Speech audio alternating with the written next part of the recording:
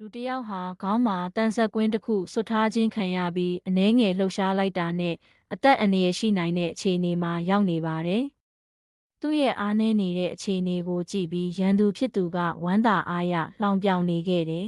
။ဒါပေမဲ့အဲ့ဒီလူဟာဒီလောက်ဘေးအန္တရာယ်ကြီးနေတာတောင်စိတ်အေးထားပြီးဖျားစာတွေကိုပဲတည်တည်ငြိမ်ငြိမ်ရွတ်ဖတ်နေခဲ့ပါတယ်။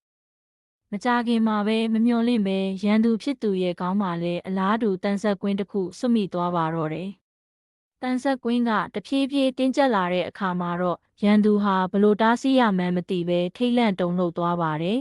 ။အဲ့ဒီအချိန်မှာစောစောကလူဟာဖျားစာကိုဆက်လက်ရွတ်ဆိုရင်ရန်သူကိုသူ့ရဲ့တက်ဖြတ်လိုတဲ့စိတ်ရိုင်းတွေကိုစွန့်လွတ်ဖို့တိုက်တွန်းခဲ့တယ်။ဒါပေမဲ့ရန်သူကပထမတော့နားမထောင်ခဲ့ပါဘူး။နောက်ဆုံးအသက်ဘေးကလွတ်ဖို့အတွက်ရန်သူဟာသူလုပ်နေတဲ့အကြမ်းဖက်မှုတွေကိုရပ်တန့်ပါမယ်လို့သဘောတူလိုက်တဲ့အခါမှာတော့တန်ဆက်ကွင်းဟာအလိုလျောက်လျော်ရဲသွားပြီးသူ့အသက်ကိုချမ်းသာပေးခဲ့ပါတယ်။အဲဒီနောက်မှာတော့ထိုလူကသူကင်ဆောင်ထားတဲ့သာသနာအလံသို့မဟုတ်တောင်ဝေးကိုလှုပ်ခါလိုက်တဲ့အခါသူ့ကောင်းကတန်ဆက်ကွင်းဟာအလိုလိုကွဲအပ်သွားပါတော့တယ်။